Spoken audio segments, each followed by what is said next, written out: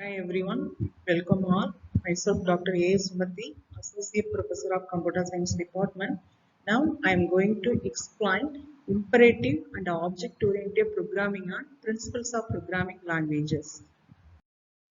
In this video, we are going to discuss about key concept pragmatics of both imperative and object-oriented programming.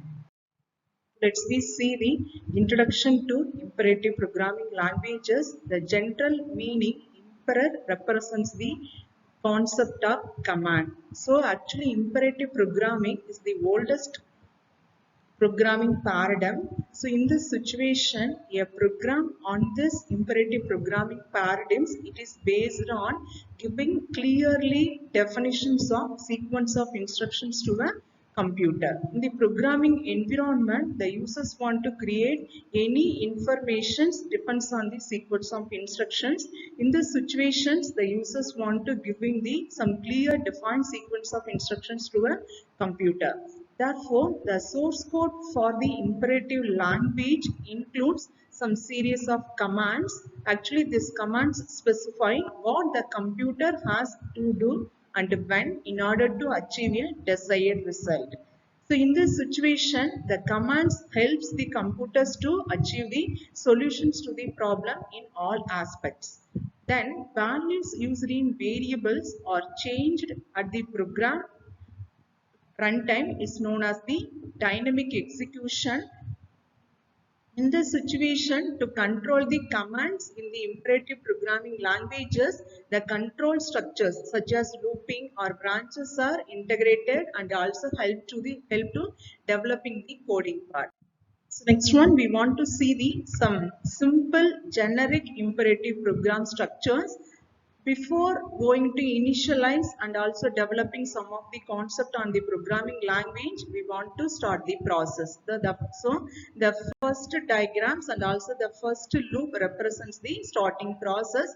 Within a program, the users want to initialize some of the variables. Okay, so actually these variables are declared either within a class or also from the outside of the class. After that, the users want to modify, that means the update the values to the variables.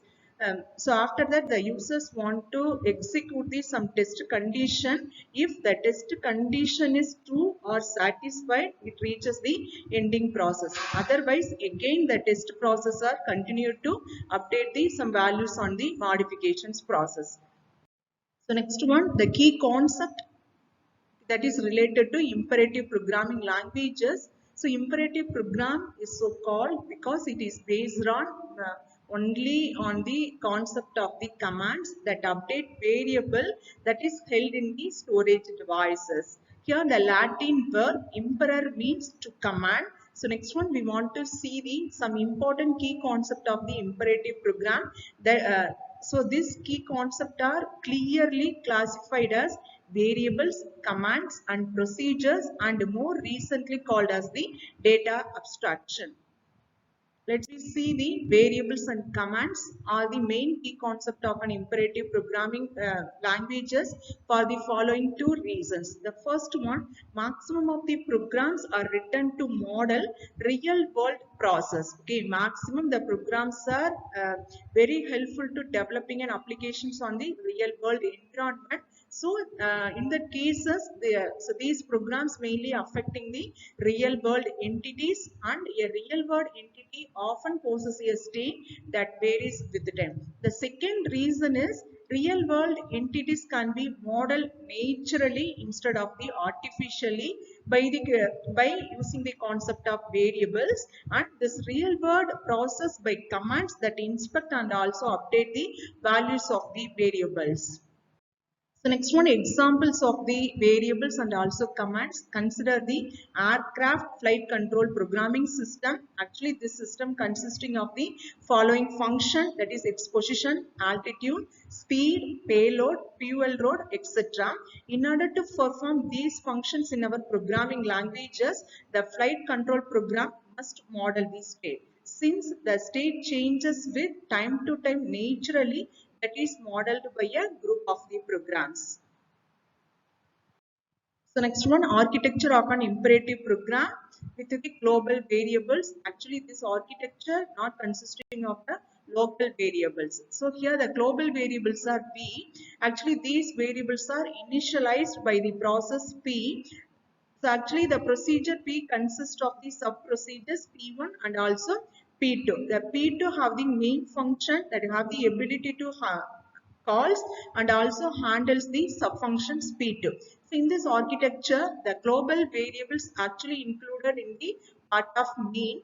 This main function interlinked with the some other parts. For example, load dictionary, save dictionary and add to dictionary. So this is the main architecture that explains the concept of the imperative programming language concept. Next, okay, third key concept of imperative programming is procedure. Procedures means it contains group of information. It is the main key concept of imperative programming because they abstract over the commands. We want to distinguish between a procedures, observable behavior and also from the algorithm or commands by which the procedure achieves its behavior. That is useful separations of concern between the procedures, users and its implementer. So generally procedure implements the sum of the difference between the user and also developer. The fourth key concept of imperative programming is data abstraction. It is not strictly essential in imperative programming languages. It means that the classical imperative programming languages such as C, Pascal and some other C++ not supported the concept of data abstraction. That means data abstraction not supported in the classical imperative languages, but recently it has become a key concept in the more modern imperative languages, for example ada languages. Next one, pragmatics. The key concept of imperative programming languages mainly influences the architecture as well as the coding part of the programs. By the architecture of the program, we mean the way in which it is decomposed into the number of program units. So after that, these program units are interlinked by using the concept of relationship. That means together with the relationship between these units. Next one, the quality of the program structure is important in the imperative programming languages. It is also important to the software engineers because it directly affects the cost of implementing and later maintaining the programs. So next, continuations of the pragmatic, one important measure of quality is known as the coupling, which means the extent to which program units are sensitive to changes the one another. It consists of two types. The first one tightly coupled, second one loosely coupled. The first one, tightly coupled. It means a program units are tightly coupled, that is tightly grouped if modifications to one are likely to force major modifications to the others. Second one, loosely coupled. While they are loosely coupled, if modifications are done likely to force at most minor modification. So that means that tightly coupled only allowed the major modifications to the others, but loosely coupled that have the rights to allow the minor modifications on the programming languages. Next one, some simple examples that is related to imperative programming language. The best example is simple spell checker. In order to illustrate the imperative program, we shall use a simple spell checker as a running example in the real world problem. So it uses a dictionary of known words which will be loaded from a file into a main storage whenever the program is run. Then this application required to copy words and also some punctuation symbols from an input document to an output document that interactively consulting the user about each unknown word. Here the three situations are available whenever loading and also copying the words. The first situation is if the user chooses to accept the unknown word means the word must be added to the dictionary. There is no problem here. In the second situation, if the user chooses to ignore the unknown word, this and all subsequent occurrences of the same word must be ignored here. So this is the main drawbacks in the imperative programming languages. The final situation is if the user choose to replace the unknown word that is entered by the user, that must be replace the unknown word in the final document. So during the spell checking into the dictionary, three situations was available. The first one just adding the new word, second one just totally ignoring the new word, and the third situation is just replacing the existing word by the new word. Next one, advantages and disadvantages of the imperative programming. The advantages are easy to read because there is no restrictions for reading the documents on the imperative programming languages. Second one, relatively easy to learn all the informations on the imperative programming languages. Third one, it consists of conceptual model that it can give the solutions to the solution part to the programming languages, that is very easy for beginners to understand. The final one, it can provide the some of the characteristics of specific application, that is the real-time application that can be taken into the final accounts. But it also having some disadvantages. The first disadvantages is code quickly becomes very extensive and also sometimes it gives the confusions to the developers. The second drawbacks is it having a higher risk of errors when editing the new words to the existing one. Third one, it is full and full depends on the system oriented programming. That means that maintenance blocks applications development. The final drawbacks on the imperative programming is optimization and also extension is more difficult in the imperative programming languages. So next type of language is known as the object-oriented programming language. It is most familiar in our computer environment field. It is defined as object-oriented programming is a computer programming model that organizes software design around the data object rather than the functions and logic. So here the main concept is known as the object. An object can be defined as a data field that has a unique attributes and behavior. It is not depending on other objects on the classes. Then OOPS mainly focuses on the objects that developers want to manipulate rather than the logic required to manipulate the data. This approach to programming language is well suited for programs that are large, complex and actively updated and maintained programs. That is, it means that it is suitable for all kinds of programming languages. Then the organizations of an object programming also makes the method beneficial to the collaborative development. Our projects are divided into the number of groups. The additional benefits of OOPS that includes the concept of reusability, scalability and also efficiency. Even when using microservices, developers should want to know the principles of the OOPS, that is enough for developing new concepts on the object-oriented programming languages. Next one, so it also consists of some of the key concept and pragmatics. The first one, let's see the key concept of object-oriented programming. The key concepts are objects, classes and subclasses, inheritance and inclusion polymorphism.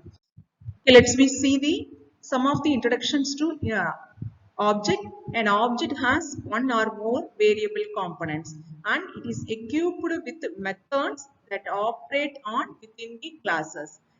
So this object variable components are either private and it can be accessed only by the object methods. Suppose the object treated as public, so there is no need to giving rights to the some other classes. Then object gives us a natural way to model the real world entities. All the real world application depends on the concept of objects on the object-oriented programming languages. The second type of key concept in object-oriented programming is class. It contains collection of information. It is a family of objects but with the similar variable components and methods. So you can also inherit the subclasses from the base classes. So a subclass extends a class with additional components and or additional or overriding methods. Each and every subclass can have its own subclasses.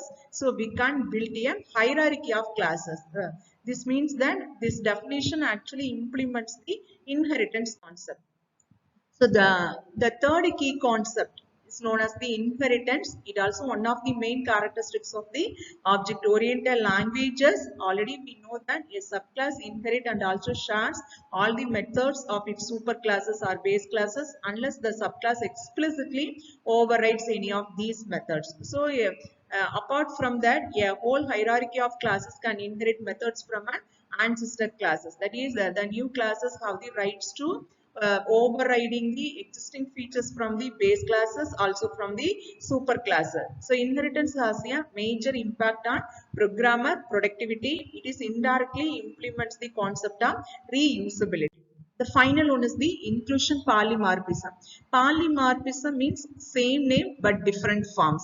So, but inclusion polymorphism is a key concept of an object-oriented programming language. It enabling an object of a subclass to be treated as like an object of its superclasses. Okay. It allows, for instance, to build a heterogeneous collection of objects of different classes, and provided that the collection is defined in terms of the some common ancestor classes. The next one, pragmatics of object-oriented programming. The program units of an object-oriented program are classes. So actually the classes includes collection of informations or collection of methods within a classes. So it may be related to one another due to three reasons. The first one by dependency, second one by inclusion or extension, or by containment. By dependency means operations of one class call operations of another class. That is, the one class depends on the another class. Second one, by inclusion or extension means one class is a subclass. So this class have the rights to access the some of the features in the existing classes. The third one, by containment, the object of one class contain objects of the another class. So next one, conclusions to this video. Actually through this video, we learn the key concept and pragmatics on both imperative programming languages and also object-oriented programming languages. Thank you.